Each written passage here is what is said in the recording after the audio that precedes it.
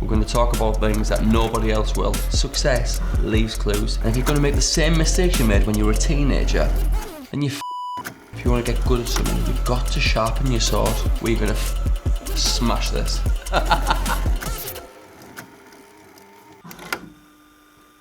huge thank you to Jenna Hill Fitness for sponsoring this episode of the Little Bricks podcast. Thank you. Now then, Jenna. Hi, all right, Lee? I'm very well, how are you? I'm good, thank you, as always. Good for you.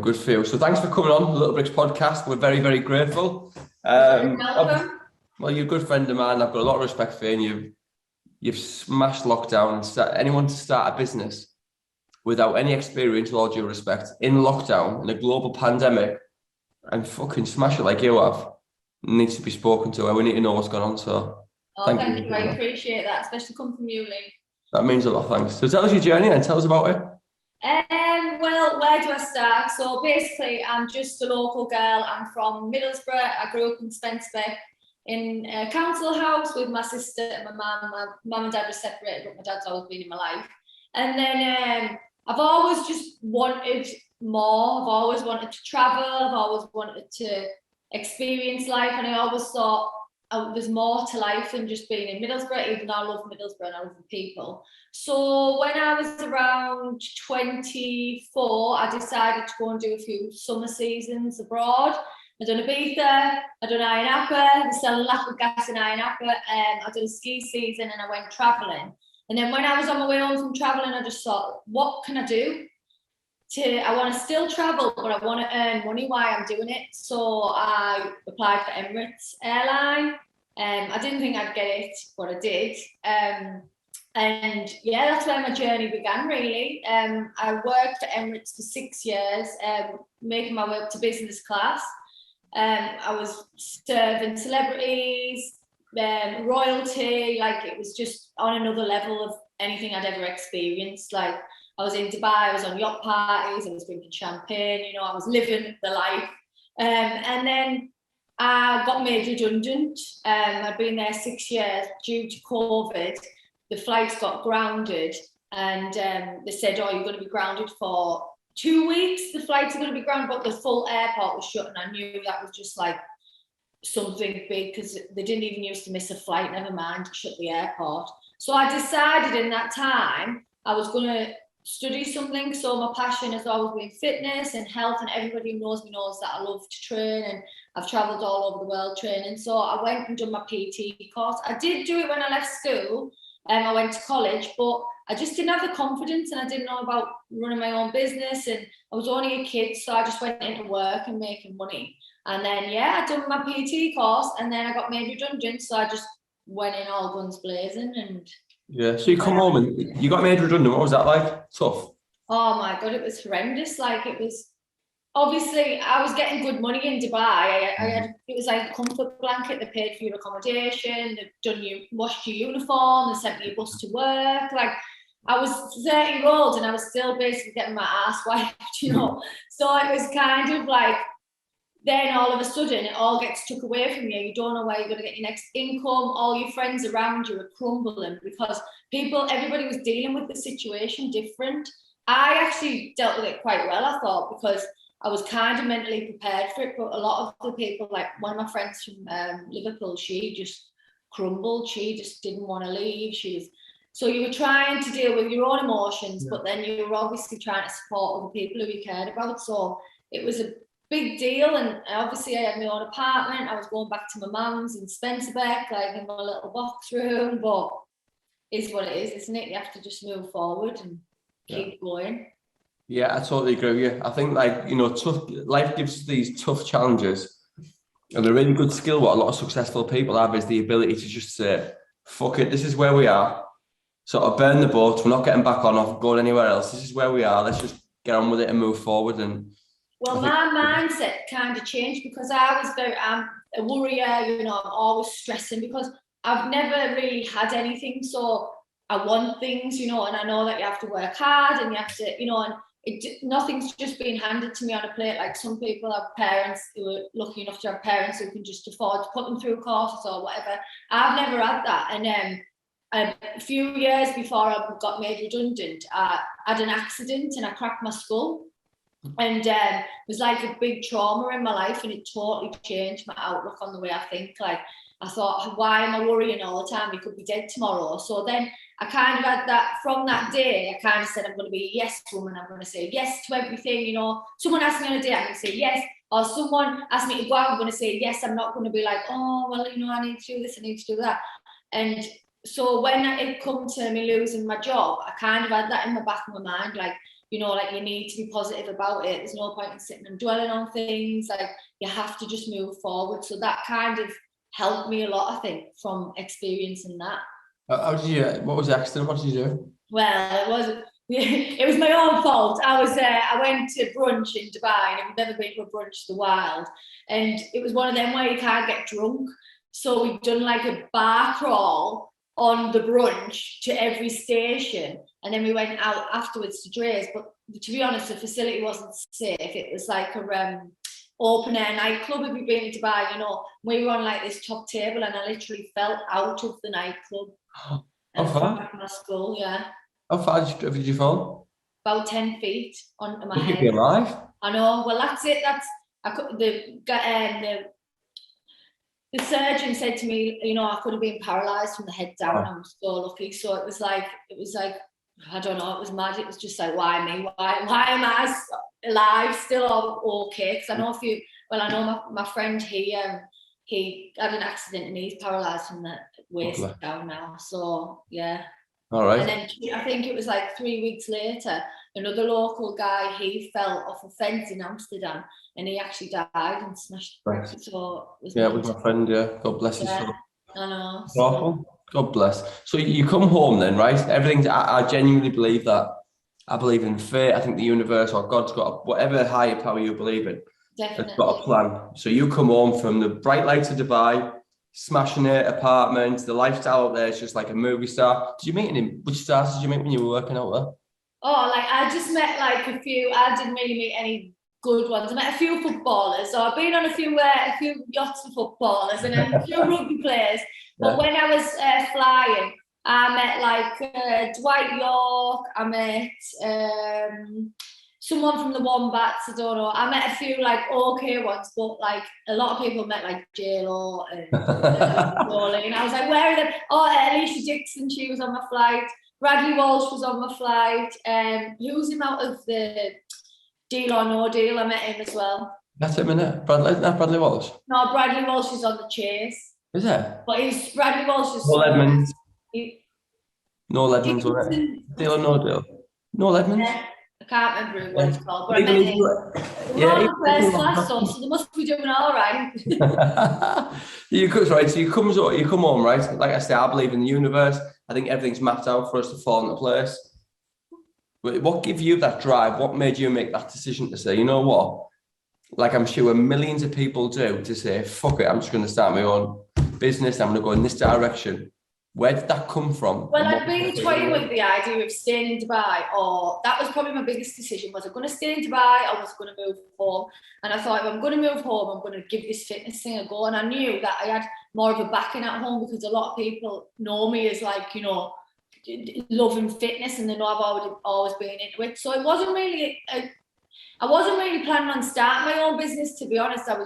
Didn't realise what I was doing. I was just planning on helping, like training people, and that is your own business without even realising it. So I'd already tried to start a little business years ago, so it must have already been in my head. It was like a clothing line. I was going to China and getting bits and bobs, and I've just done everything wrong. I chose the wrong name, the wrong branding. So I was like, right, I want it to be super important, like my branding, like, you know, I want my logo to represent my brand. And I just kind of like learned from that, and then I just come home and I just started training my sister. She'd piled the weight on during lockdown, and I bought a barbell off my friend for 20 quid and a couple of weights, and I was just making her do hill sprints using this barbell. I had a kettlebell, and everyone just started messaging me, oh, can I train you? Can you train? And this was outside. I was like, I'm only on the field. I was embarrassed to tell people I was on the field, and they were all coming, and then they were like, oh, can you put a class on?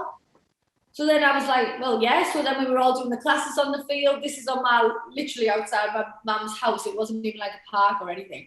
And like, next thing I knew, I've got 15, 20 people coming to my classes. And I remember speaking to, I don't know, Lee from CrossFit Teesside.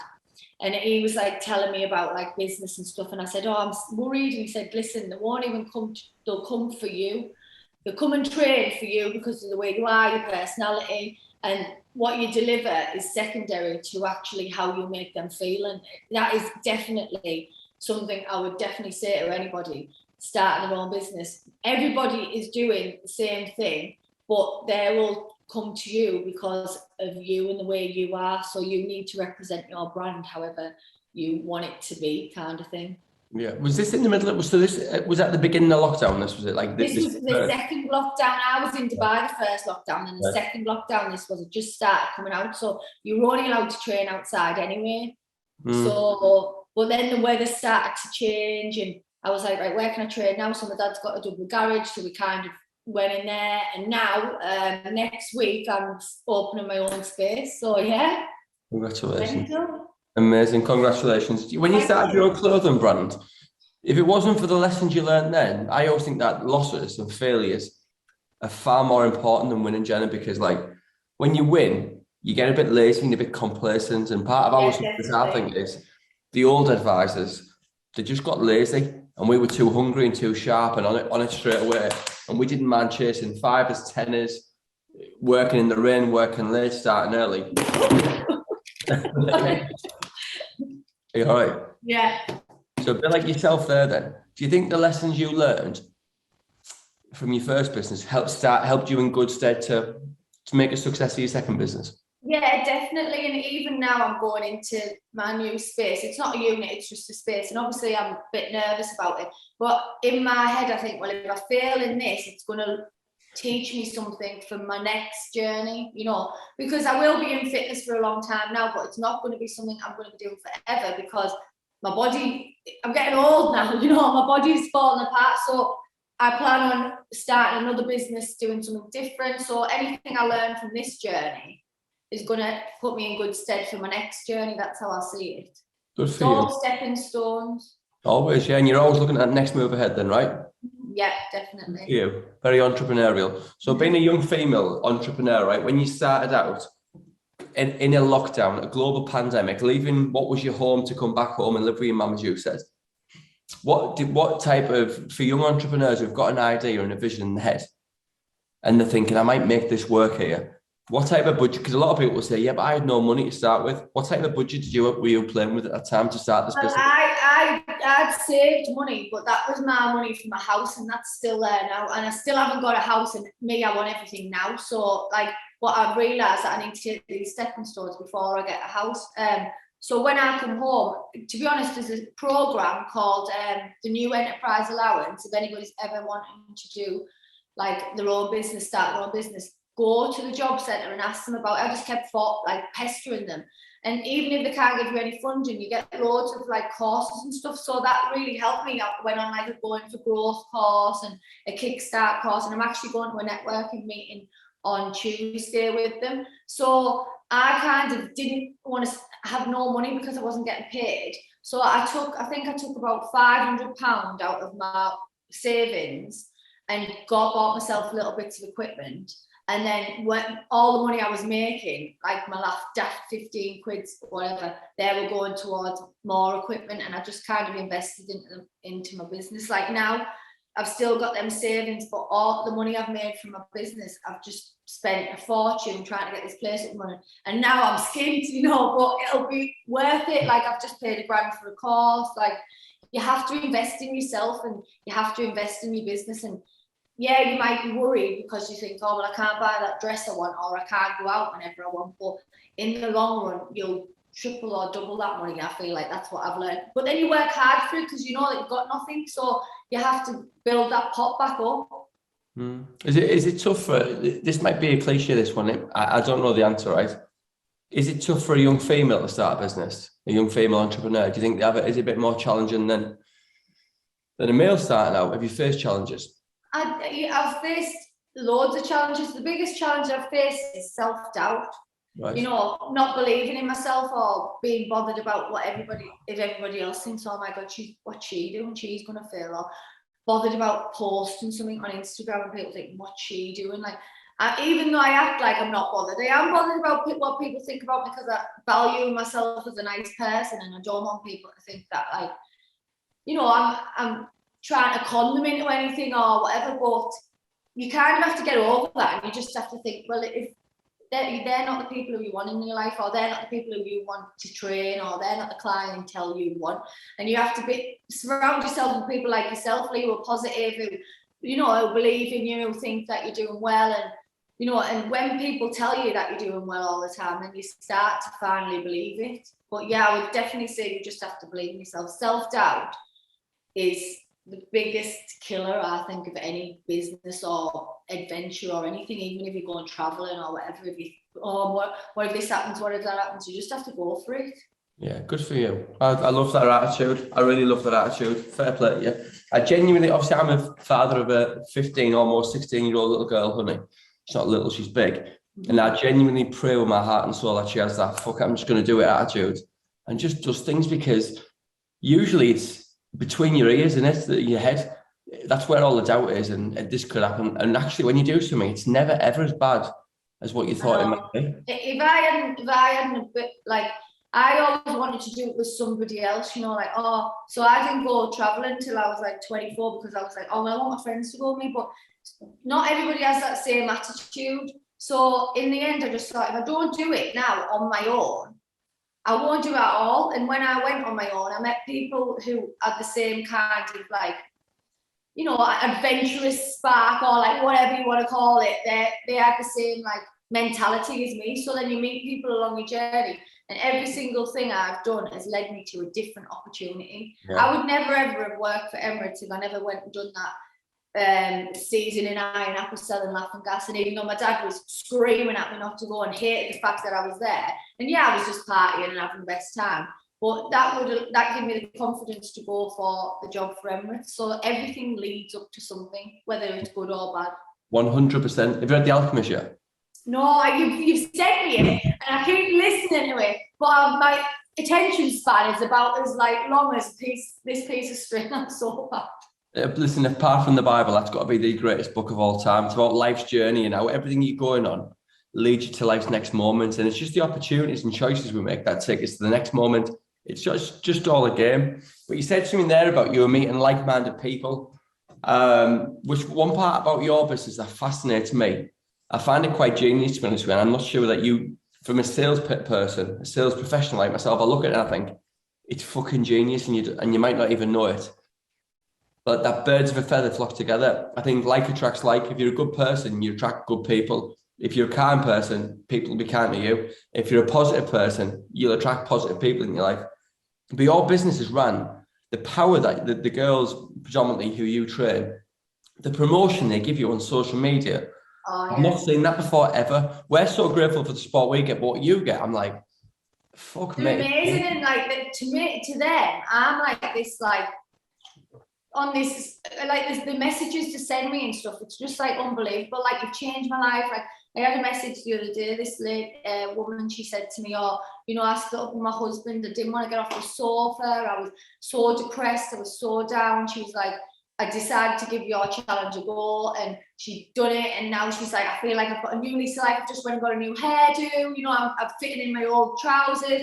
And she said, I didn't think I'd ever be able to get out of that hole. And for me, that's what exercise is about, because it's not only does it physically make you stronger, but mentally, I struggle. I am 100 miles an hour. I constantly am thinking and overthinking and overthinking. So for me, running or training has always been my, like, release. And I want other people to feel like that. And that's what this, like, my challenge is about, really. It gives people that little kick they need to just think. And people now are addicted to exercise who never even used to do it. But there was a gap in the market for them people, because people rather went to the gym or they went and got a PT for 10 days, 10 sessions, and then they didn't go back. But there was a market for them people who were sat at home, who didn't have nothing to do, didn't have the confidence to go to the gym, didn't have the money to afford a PT, so they kind of went with my challenge, and now they love training, and now they're all messaging me to come to my gym or to do one-to-ones, because now they feel confident enough to do that just from doing home workouts. So I think that was a good thing about lockdown as well, because people had to do home workouts. Yeah, well, the universe has a way of aligning things for you when you want something bad enough. I think like a couple of things there. How does it feel like? When you get a nice message off that lady there, bless her, or you make friends through your business, how does that compare with making money? Oh, money is not money is nice, don't get me wrong, but it's not what's the word I'm looking for? It doesn't push me, and this is the problem I'm having a bit at the moment, because I've kind of like, I was making my money, you know, I'm doing really well, but it's not motivating me. And when you do my job, I am constantly giving energy all the time, and people are feeding off that energy. But what's filling my energy up? People think it's money, but it's not. It's messages like that, or it's seeing people's results, or it's, you know, and like people think it's money that's making me motivated, but it's not. So I've kind of hit a bit of a, this is why I went and got the gym, because I needed to push myself more now. Like, you know, like that's not doing it for me anymore. I need to go and do something else. And that's kind of the way my mind works all the time. But it's frustrating sometimes, because I'm like, chill out, Jenna, you know, like. I get you. It's the mind of a disruptor or an entrepreneur. It's never enough. They're always looking at that next challenge, at that next buzz, at that next high, at that next chase.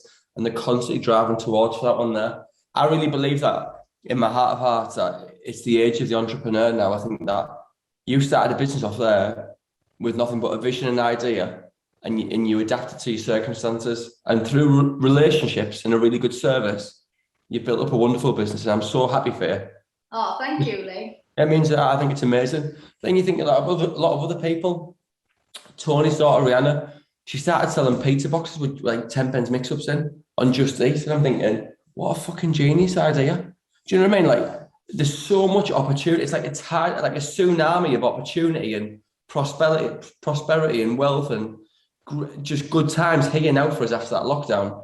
And those well, I think the younger generation, they have that mentality. Like our generation, we kind of like, I was brought up, you go to work, you get your pay packet, you pay your bills, then you go back to work. That was kind of my mentality. And my dad's mentality is still like that. And my dad's done well for himself, but I could see that things were changing, you know, and now all the kids are all doing they've all got their own makeup businesses, they've all got they're all worried about in the best gear, and they've all got their own little businesses on Instagram or whatever, because that's a new generation. But when you're kind of a little bit older, you struggle to get out of that old mentality, what you're in, but you just have to go for it. Like my sister, she's a cook, I keep saying to her, you need to do some protein snacks, or, you know, and I can, and no, because she goes to work, she does a thing, you know, but she would smash it, but you can't force people to. No, you can't. Listen, I mean, my mum's obviously clean at the hospital. God bless her, she works so fucking hard. And some people want to live that life, no problem at all. That's totally fine. You've got to respect everybody. But if you want something different, you've got to do something new. And if you want something new, you've got to do something different. But the only way to learn different things is to educate and to watch and read and learn. And with a phone now, there's so much information available at the click of a fingers, or get mentored, or so many. Like the reason for this podcast is to listen to different types of people and get inspired by their story. So you said about visualizing the future there, but before you do, actually, I deviate a lot, mate.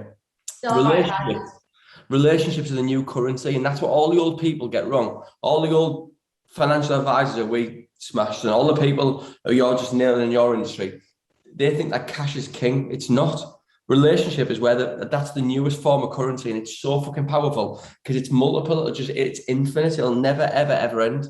Because one friend will put a post on social media, they'll refer you to the next, and it'll keep on going. Definitely. But a pound's just a pound, innit? Just a piece of metal.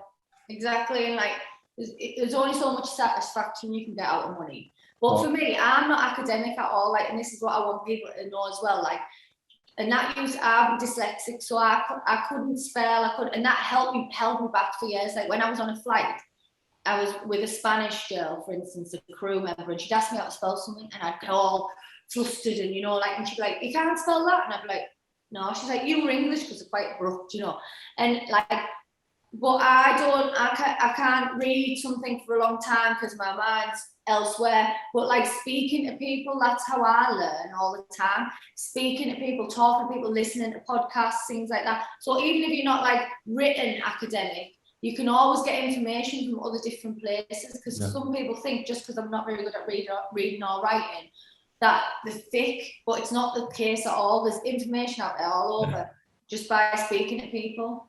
Jenna, listen, you're so right. People say, people think, yeah, but I wasn't very good at school. So fuck, like no one cares. This is like something we get kidded into us now, where we get programmed as a kid. Unless you've got rich parents, unless you're from wealth, unless you get a business passed to you, or unless you went to university, it doesn't matter. None of it matters at all. It's what's in here, your heart, and what you're willing to do to go. And I genuinely believe we create our own luck. What do you think about visualization and law of attraction, Jenna? Oh, you have to. It's like I'm big on it as well. Like I know you're quite big on this, Liam. I used to hear it a lot when I was in Dubai. A lot of people were into it and stuff. But definitely, like I visualize what's happening to me now. I've seen it. I believe that it's going to happen. I can imagine it like working. I can imagine, and that's how it's being created. And sometimes you do get a bit frustrated with it because you want it now. But like it's all said, isn't it? It's like a seed, and you have to water the seed, and it grows into a plant. And you just keep chipping away, and it does. People think you have to like do big, massive steps overnight. Not at all. Tiny little steps every day to making yourself a better person and striving for success will make a big difference in the long run. I've wanted this 5 years ago, and it's just happening now.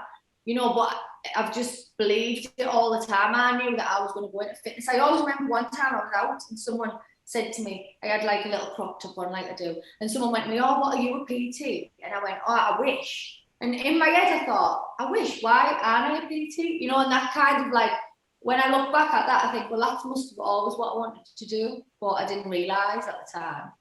The universe probably placed that person there intentionally to ask that question, to plant the seed. Yeah. The universe loves three things. It loves gratitude, when you're really grateful for everything in your life, whether it's a penny, whether it's a relationship, an opportunity. It loves detail as well. So when you're asking for things, it's so important to ask for lots of detail. And it's just I want this car white, the smell of the car. You've got to touch the feel. You've got to know what music you listen to, where you're driving, and then you've got to work really fucking hard as well. So the word attraction, if you take off the at the beginning, it says action at the end, doesn't it? You've got to take action to make things happen. Right? Genuinely. What about your habits, Jay? What are your habits like? Like, as an entrepreneur, you hear the stories of, I'm up at 5 and I work until this time. What are your habits as an entrepreneur running your own business? My habits are obviously the gym. That's a habit. It's always embedded in me. That's my biggest thing I do. My habits is, I like to get up early. I'm always up 6, half 6. I like to be up. I like to have my breakfast. That is, these people who skip breakfast, I'm like, no. I like to write down. I always keep a journal. I've always kept a journal. I don't write in it every day, but I'll write in it probably once a week, and just like how I'm feeling, whether it's happy or sad, just because I like to let my emotions out. I'm quite an emotional person. And I also write my goals, and I need to write lists of what I do. To be honest, I've been so bad with this, and I've noticed, because my life's just been a bit of a turmoil lately. But if I don't write my list and I don't write my jobs, I don't do them. Where if I go and get that list, even if it's the smallest thing, like put your washing in, or go and send that back to the post office, that gives me a sense of achievement every day, because I've done it, even though it's a tiny thing. And then you feel like, when you've cleaned your house and everything's tidy, you feel like, oh, it's tidy now because you've completed your list. 100%. It's that highlighter pen. It's magic. Like crossing it off all arm. I think a list, you know what? It's crazy when I speak to successful people, because the habits, although they don't get up at the same time and eat the same things, the habits are so consistent. They all make lists. They all practice gratitude. They all think the law of attraction. They're all up early. They all, they all visualize, they all journal, and they all fucking work hard. It's like success leaves clues. It's not that hard. You don't have to reinvent the wheel, do you? Just copy successful people. Journaling is so important. I've got this book here. Every morning, it's all I do is journal and write down like all the things I'm grateful for me and my babies, and all the things And I'm I going like to read them, you know, I've kept Yeah. one since school, like when I was a kid. I've still got it now. And the odd time I'll just pick up the page. And I mean, either funny what I write, but you know, like I'll pick up the page and I like to read them, and you kind of see yourself growing as a person and like, you know, as a character. And it's nice. So I always keep my journal and keep my book and just read through it. And you know, most of them is like depressing about boys. Oh, but like, now it's more about like work and stuff. So Yeah, good for you. So what would you say, what would your tip be to any young, we're going to focus on young female entrepreneurs who've got a vision, have got an idea that's exclusive to them. God or that, the universe, whichever higher power people believe in, totally respect. What would your advice be to them, to the wanting to start, but they just don't know where? Ask questions, ask people, speak to people. Don't be ashamed to ask questions. Don't be ashamed to ask for things either. Like, if you get no, you get no, but if you don't ask, it's already a no. And also believe in what you're doing. Like, you know, you have to believe in what you're doing, because if you don't believe in it, then nobody else is going to believe in it. You don't need to sell it to anyone. You need to really, really feel it and think, you know, this is worth what I'm doing. This is what I want to do, and I know I can help people in whatever way, shape or form. But definitely just self-belief. It's the biggest thing ever. Like, you have to believe in yourself, and you have to not let negativity like overpower what your dream is and what you want to do, because there will be challenges and there will be situations where you think, oh my God, I'm going to fail. But if you fail, just see it as a lesson, you know. Yeah, I get you. And then another message. So somebody who, you for whatever reason is thinking, I want to go to a gym, but I daren't. It might be anxiety. It might be a lack of confidence. It might be like social anxiety. It might be an additional education need, like autism or body shape or whatever it may be, right? What would your message be to someone like that who wants to start training and wants to get out there and mix with good people, and it's just the mental blocks that are stopping them doing it? Well, it would be, come and see me, because everybody I meet just feels so comfortable with me. But there's people who really cannot leave the house, and they really do feel like they can't go out there. So try home workouts. I'm not necessarily even saying try mine, but you know, even just walking a day, like doing a couple of YouTube videos, whatever, 10 minutes a day is more than not doing 10 minutes a day. This is what I always say. People say, oh, but I only done the warm up. Yeah, but you've done something. Yeah. You know, you would have just been laid on the sofa, you've done something. And them little something, like you said about the business, them little tiny steps will lead you to a big change. And it's amazing how much just going for a walk, you know, can change your mindset, and getting outside and in fresh air.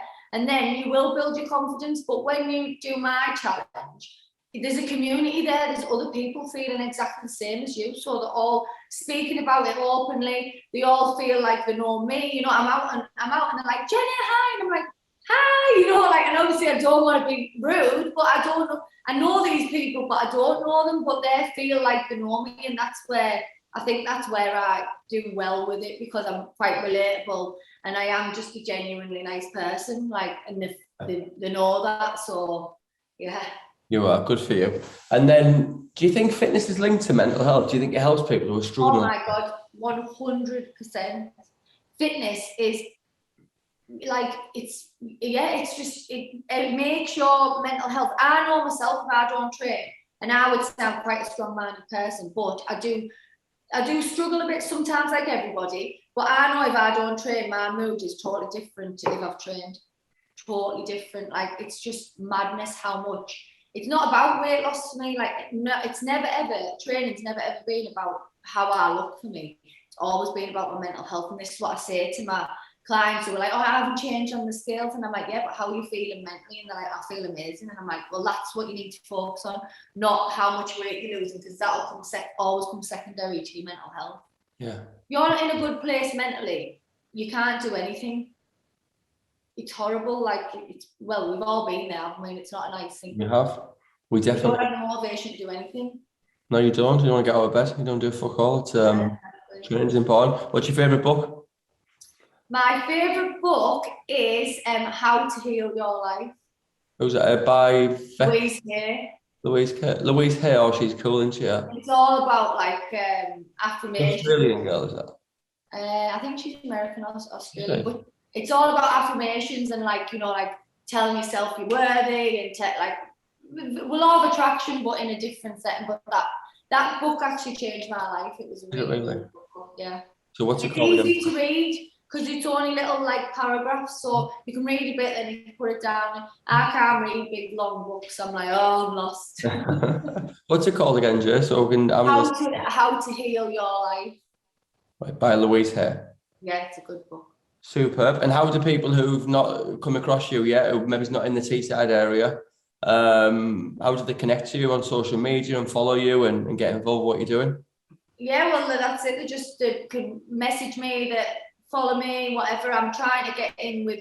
I'm trying to take it national, but it's hard. But I'm trying, But you just have to keep sharing, keep following me, keep supporting me. Like everybody, all the girls on the challenge are amazing. Like I know it doesn't take 1 second to share things, but they do it all the time, even if I don't ask them. They all come to my boot camps now. They're all like, we're all planning a Christmas night out. Like like my family now, that I love them so much. So they made my life totally different. From coming home to feeling like, what am I going to do, to where in a position now when it's only been a year, it's just mental. You're grateful? I'm so grateful, always grateful for every single day. So great gratitude and relationships are the two most important things in business. I believe that with all my heart and soul, and all this dribble that we get told about university degrees and rich mum and dad's fucking bullshit. People tell you just and keep everything to themselves. I really believe that. I think if you the salt of the earth and you graft, and no matter what, you can achieve anything. It doesn't matter. And like there's nothing better than I like to see people doing well, whether they've come from money or they haven't. Like it's nice to see people doing well and like helping other people as well. So it's good. Good for you, Jenna. Well, listen, thank you so much for coming on the Little Bricks podcast. I'm dead proud. Thank you for having me. I'm absolutely over the moon, and thank you so much, Lee, for always being positive and always supporting me and helping me. Lee's helped me a lot lately, so I'm really appreciate it. You're my mate, I always will. All right, mate. Thank you so much, Jenna. So thanks for coming on the Little Bricks podcast, Jenna Hill. We're very grateful. Have a good one. Bye. See you soon. Bye. Thank you.